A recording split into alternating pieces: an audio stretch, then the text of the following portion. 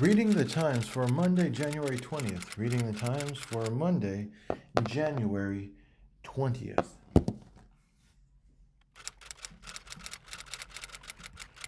Democrats seek more testimony and evidence for impeachment trial.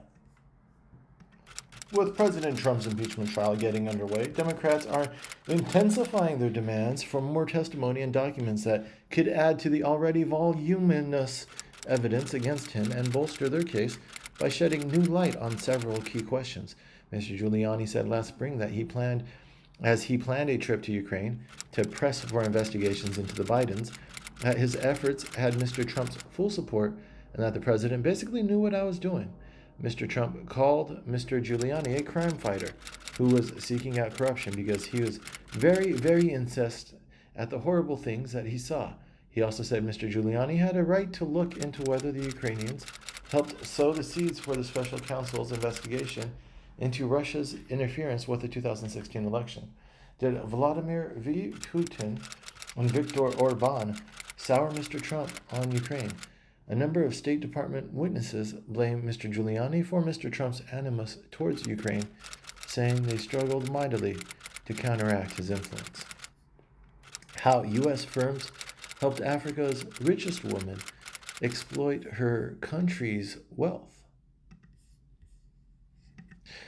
Now, a trove of more than 700,000 documents obtained by the International Consortium of Investigative Journalists and shared with the New York Times show how a global network of consultants, lawyers, bankers, and accountants helped her amass that fortune and park it abroad. Some of the world's leading professional service firms, including the Boston Consulting Group, McKinsey & Company, and PwC, facilitated her efforts to profit from her country's wealth while lending their legitimacy. In an interview with BBC, Ms. Dos Santos said she was not a stakeholder in Digrescono, though several emails and documents called that into question, indicating that she had an ownership interest in the Maltese companies controlling it. PwC not only audited the books of her far-flung shell companies, but also provided her and Mr. DiColo's companies with tax advice and did consulting work for Sonangol. Rural Montana had already lost too many native women. Then Selena disappeared. The law has failed us time and again, and we're tired of it. We're tired of our people dying, of our kids going to jail. Now families like Selena's are taking an urgent public stand to pressure politicians and law enforcement to provide more aggressive responses to these cases. Selena's family is camping at the rest stop when she was last seen. They were not being given any information. Family members were uncertain whether Kaisera and Selena knew each other, but their stories have become intertwined. Baylor handling of rape cases still follows Ken Starr. Starr presided over Baylor at a time when hundreds of young women were assaulted, and Baylor's policy was indifference at best, said Jim Dunham, who is a Baylor Law School graduate and former leader of the State House Democrats and who, as a lawyer for the plaintiffs, has taken testimony under oath from regents and former university officials. The often devastating text revealed that Baylor was not complying with demands of Title 11, Title 9, the Code of Civil Rights law that governs education. Baylor has acknowledged that it has problems in the past, but in an interview in the fall of 2018, Linda Livingstone, Baylor's current president, said her university was reborn after the sexual assault scandals, and that ended with Mr. Starr's dismissal. Where is Cory Gardner? Unlike most Republican senators, Mr. Gardner has been largely mum on the articles of impeachment against the president and the Senate trial starting Tuesday. In late November, Stephen Tubbs, who hosts a Denver station owned by the conservative broadcast company Salem Media, told his viewers that Mr. Gardner's team had declined a request to interview the senator about the impeachment inquiry, campaign, and Thanksgiving plans. Mr. Tubbs, who called Mr. Gardner a friend, criticized the senator for his crickets during a very critical time in the administration. Some Republican voters sympathize with Mr. Gardner's predicament after a recent Denver GOP breakfast where some people wore Make America Great Again and Keep America Great hats, but where Mr. Gardner's campaign was limited to a leaflet. Herb Glasser, a 54-year-old public accountant, said he planned to support Mr. Gardner despite resigning himself to being unhappy with the senator a long time ago. The big ask of black voters: trust the government. Over the course of her campaign at events geared toward black voters, Ms. Warren often cites policy proposals such as the investment in historically black colleges and new housing in formerly redlined communities. In interviews with dozens of black voters in Virginia and South Carolina, another theme emerges. Mr. Biden is also ahead because his leading rivals have yet to wrestle with how the promises of structural change must overcome historical distrust of the government in black communities. Discrimination has been around how long? Since the beginning of time, and just inviting black people to events is not the answer for that. Bryant Hood, 46-year-old resident who helped organize the event with Miss Warren's team, said he thought the candidates who were pitching enormous change and government involvement in people's lives had not adequately wrestled with what they're asking black voters to believe in. International powers call for a ceasefire in Libya's long civil war. No one must play a two-faced game. Antonio Guterres, the United Nations General Secretary, said, "All the participants committed to refraining from armed conflict in internal affairs in Libya. They must be adhered to." The Libyan conflict has become a test case for German and European ambitions to uphold a multilateral world order. You cannot expect a ceasefire, even if it is agreed to last, if there is no control of arms in Libya. Even Sunday's key commitment of foreign powers to cease interference in the conflict might prove tricky, experts warn. Smugglers make money. The war is lucrative for many people. The facts on the ground in Libya are hopelessly complicated, not least because of Libya's oil and natural and gas resources. Toll in attack on Yemen military base rises to at least 76. The death toll in a drone and missile attack on a government military training base in central Yemen rose to at least 76 on Sunday, representing an escalation bound to complicate international efforts to end the country's prolonged war. Yemen's Houthi rebels, who are aligned with Saudi Arabia's regional rival Iran, did not claim responsibility for the attack. The United Nations Special Envoy for Yemen, Martin Griffiths, condemned the attack and said that it and military escalation elsewhere in the country endanger peacemaking efforts. Yellow or blue in Hong Kong, businesses choose political sides. We want to put pressure on blue shops to close. Devoid of natural resources and crowded into limited land, Hong Kong has flourished because of its people, mostly entrepreneurial immigrants who left China for better prospects in the former British colony. Ken Leung helped create WhatsApp, a popular app in Hong Kong that maps businesses that are considered yellow, helping them draw customers. There's a perception that Hong Kong business people are not sympathetic to the protest, but look at the silent majority that spoke in large peaceful marches or in the district council elections, said Todd Darling, an American restaurateur who has lived in Hong Kong for 16 years.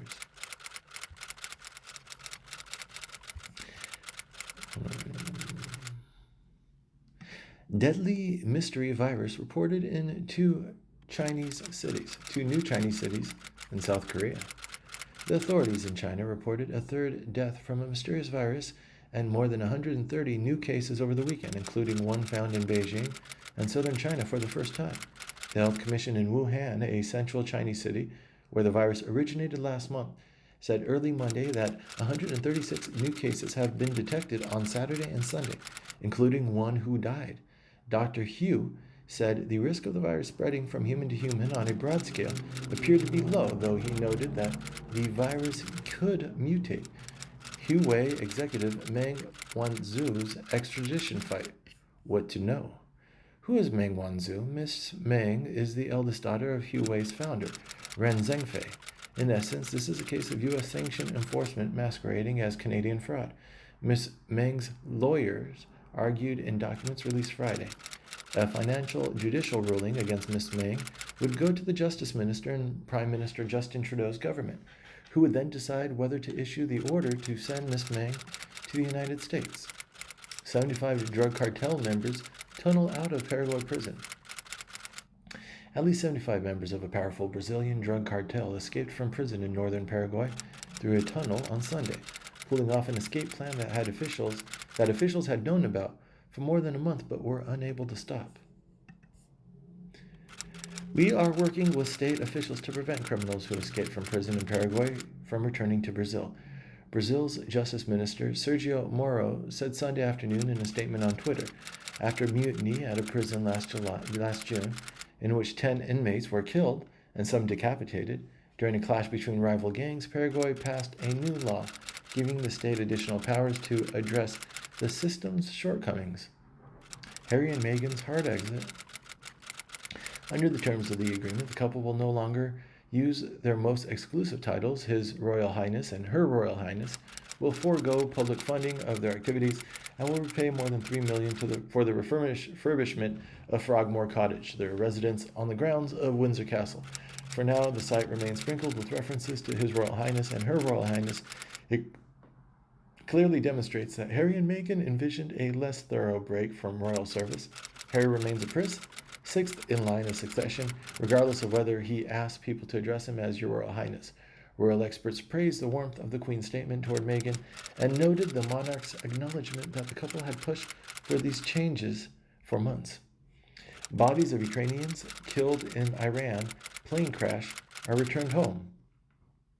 The missile strike put his government in the middle of a conflict between the United States and Iran, and he has walked a fine line as his country sought answers from Tehran.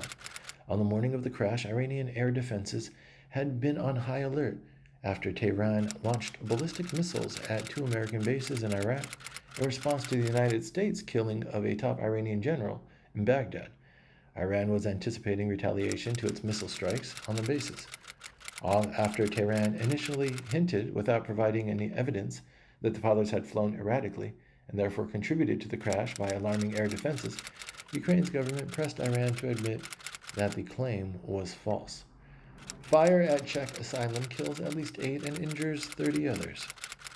At least 8 people were killed and 30 others injured in the Czech Republic after a fire broke out on Sunday at a home for people with mental disabilities, officials said.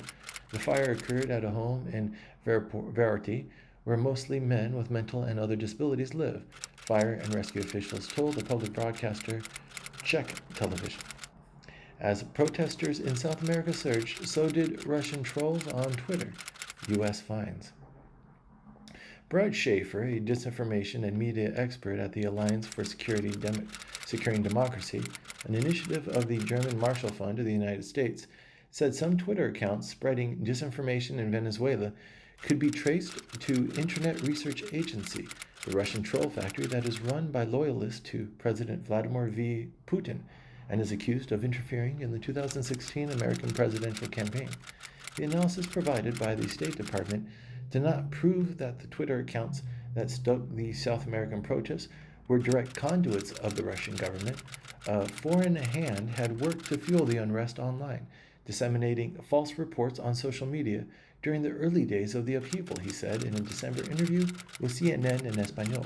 It's an attack against the political system. The rate of posts by Russian-linked Twitter accounts during the anti-government protest in Chile was 9% higher than during the Democratic primary campaign last year in the United States, usually a topic of high interest, the State Department analysis found. Juan Guaido, Venezuelan opposition leader, defies travel ban. Under growing pressure to score even a minor victory against the government of President Nicolas Maduro, he once again turned to diplomacy, one of his strong suits, to shore up support from allies abroad. Now in Colombia, Mr. Guaido said on Twitter on Sunday, after years in which President Maduro used repression and electoral machinations to stay in power despite a crippling recession that has left many without enough to eat or adequate medical care, Mr. Guaido, the head of the country's National Assembly, challenged his leadership. If Mr. Maduro arrests Mr. Guaido upon his return to Venezuela, that could rally domestic and international support around the opposition leader. We've got to change this. Has Dixie Highway reached the end of the road? Now Dixie means anti-black to me. I see the name and I think of slavery, Jim Crow. Dixie Highway was originally a patchwork of 2-lane roads that ran from Michigan to Miami. Today there are multiple stretches that carry the Dixie Highway name in Florida, and as conversations continue to play out about what to do with Confederate monuments, there's a growing interest in changing the name. Mr. Holness said he was open to expanding the name to Harriet Tubman Dixie Highway, lessen the impact on businesses along the highway while still acknowledging America's painful racist history. SpaceX's explosive test may launch a year of renewed human spaceflight. Last June, NASA announced it would allow space tourists to make trips to the space station, and one company, Axiom Space, says it has one passenger signed up already for the 10-day trip that will cost $55 million. Another company, Bigelow Space Operations, which also said it planned to launch space tourism to the station, backed away a few months later. There's certainly a business to be made with human spaceflight, said Chad Anderson, chief executive of Space Angels, an investment firm focused on startup space companies. A small step for Space Force is not a giant leap for uniform design. The Space Force defended the uniform on Twitter, saying the newest branch of the Armed Forces, which was established last month, was utilizing current Army Air Force uniforms, saving costs of design producing a new one. Camouflage, it said, would not be needed in space. The same is true for people at NASA. I'm sure that should the day come that members of Space Force fly into space, they will do so in specially designed flight suits just like our NASA astronauts do, she said.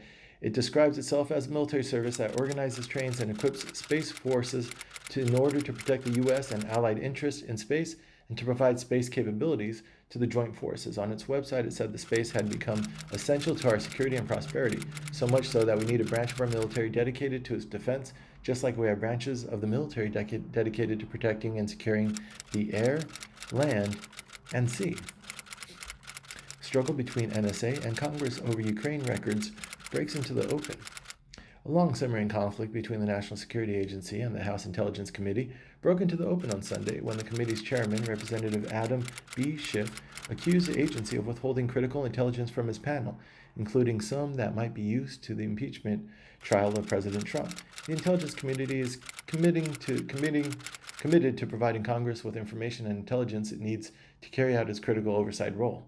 Amanda J. Schloch, the Assistant Director of National Intelligence for Strategic Communications, said in the statement, the committee had kept its struggle to obtain American intelligence on Ukraine largely behind closed doors until the secrecy rules that guided its oversight of what, by some measures, is the largest and most powerful of the nation's 17 intelligence agencies. The trial that would be a template. The Clinton trial, the only time in anyone's lifetime until now that an occupant of the White House has been judged by the Senate, serves as a template for how President Trump will be judged on accusations of abusing his office for political gain and obstructing Congress. Two of the House managers prosecuting Mr. Trump, Gerald Nadler of New York and Zoe Lofgren of California, were among Mr. Clinton's Democratic defenders of the House Judiciary Committee. After a month of arguments, the Democrats stuck with Mr. Clinton after all, and he was acquitted handily on February 12, 1999, with 5 Republicans voting to acquit him and 1 article of impeachment and 10 on the other. Mentioning Trump and in the same sentence, Biden condemns hate. Former Vice President Joseph R. Biden paid a visit to Sunday services at Bethlehem Baptist Church, a large black congregation here, urging the crowd to fight back against hatred and condemning President Trump in some of the strongest language yet for heightening racial divisions in the country. A busload of surrogate campaigners had arrived early this past week, crisscrossing the state on a bus in what was called his Soul of the Nation tour, speaking to predominantly black audiences at church social halls as well as in beauty shops and barbershops.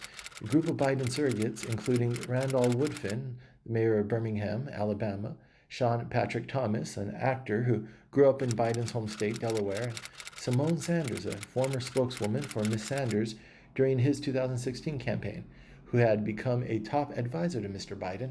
40 years later, Mr. Biden said, "I was standing on that same platform, waiting for a black man to come down on a train 27 miles from Philadelphia to pick up this white boy and go 127 miles down to Washington to be sworn in as president and vice president of the United States."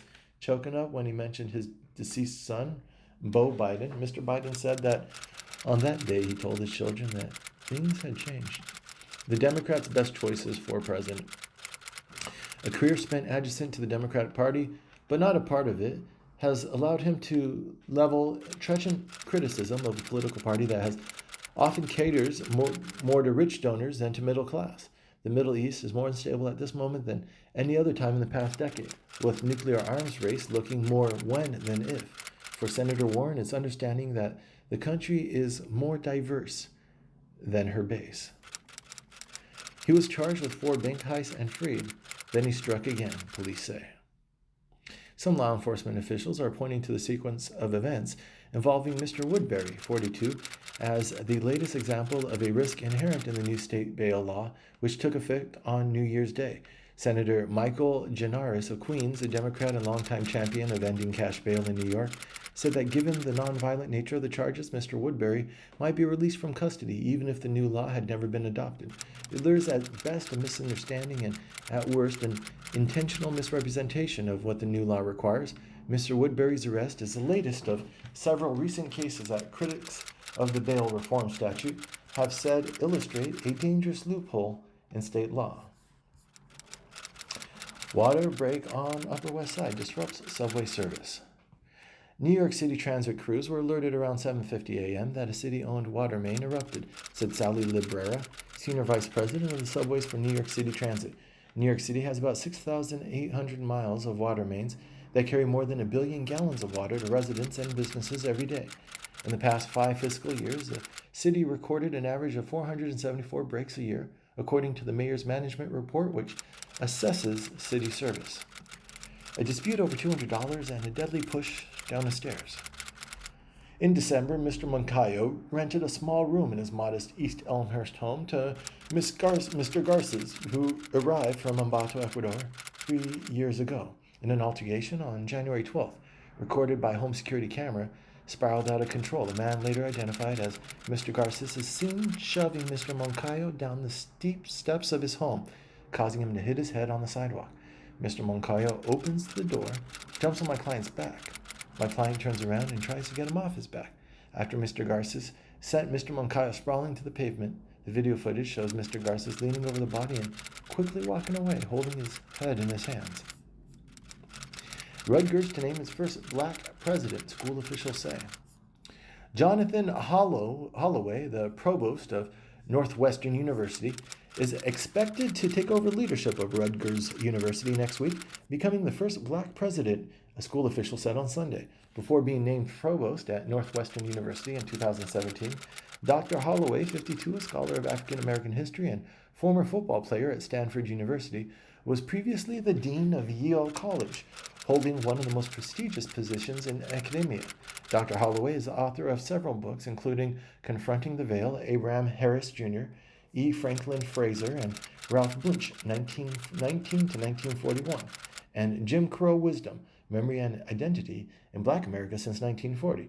According to Northwestern University, Dr. Holloway received a bachelor's degree with honors in American Studies from Stanford University and a PhD in history from Yale. Even C-SPAN is peaked. Senate puts limits on trial coverage. News coverage of President Trump's impeachment trial in the Senate began last week with a Republican senator calling the CNN reporter a liberal hack in the halls of Congress and laughing about it later that night during a Fox News interview. Even sedate C-SPAN is aggrieved, calling on the Senate to allow its television crew to document the trial instead of the government-controlled cameras that, as was the case during Bill Clinton's trial 21 years ago, will limit what viewers see and hear inside the Senate chamber. Elizabeth Bumler, an assistant managing editor and the Washington bureau chief of the New York Times, said in a statement that restrictions will severely limit the ability of reporters to gather news during one of the most historic events in the nation's history. These limits are far more burdensome than the rules that govern press access in the Capitol, even those in effect during the last impeachment trial, and will prevent journalists from freely documenting a public debate in Congress, Ms. Bumler said. A new player at Sundance, backed by Laureen Powell-Jacobs. 4 of Concordia's nonfiction films will be among the 16 shown as part of Sundance's U.S. documentary competition, an auspicious start for a newcomer to the country's preeminent festival for independent cinema. Time, Another Concordia film that made Sundance's documentary competition focuses on an African-American woman who has spent 21 years trying to get her husband's release from Angola prison in Louisiana. Now, thanks in part to the demand brought on by the rise of streaming, he noted, A-list directors like Ron Howard and Martin Scorsese are making documentaries, and independent documentary filmmakers like himself have signed on to direct fictional feature films. Avoiding car sickness when the cars drive themselves. Let's say the car takes a strong turn left and then brakes very roughly at a red traffic light. We are recording all the vehicle movements and the passengers' reactions in parallel, said Mr. Doth.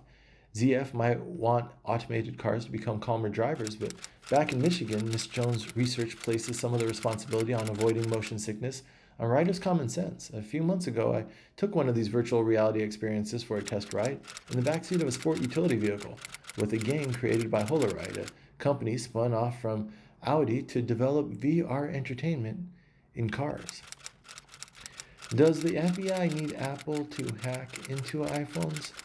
A go-to line of Tim Cook, Apple's chief executive, has become, privacy is a fundamental human right. Yet, despite all of Apple's ads touting the security of its devices, there's one detail it never mentions. The police have long exploited software flaws to break into its iPhones. The phones at the center of the dispute are an iPhone 5 and an iPhone 7 Plus. The gunman shot the iPhone 7 Plus once and tried to break the iPhone 5. With impeachment in the news, ads are staying away from politics. An ad for Legal Seafoods, a restaurant chain based in Boston, presented the company's chief executive, Roger Berkowitz, in a mock campaign poster with a slogan that referenced a Trump campaign promise. If we build a wall on the border, who will eat our delicious fish tacos? 4 years later, things have changed. The environment for advertising is more scary than exciting, said Ellis Verdi, the president of DeVito Verdi, the agency that created the Legal Seafoods ad. And most companies no longer see an upside in weighing in on politics, even jokingly. In a digital sphere, companies are taking steps to make sure their ads do not appear next to content that includes keywords like Russia, Ukraine, and election, according to data compiled by the technology company Integral Ad Science, a former night owl's guide to becoming a morning person. Dr. Alex Dimitriou, founder of the Menlo Park Psychiatry and Sleep Medicine Clinic, explained it like this: long days leave us tired and exhausted, but the reality is our days would be less tired and less hard and less exhausting if we weren't tired through them. The trouble with being a night owl is that your sleep gets clipped in the morning hours, when most of the precious REM or dream sleep occurs. Instead of sleeping 7 or 8 hours per night, most night owls get forced to sleep 5 or 6, with a hard start time in the morning. Mr. Dimitriou can't stress enough just how important the REM sleep is. Learn to love a good night's sleep. Part of the problem with trying to change your sleep is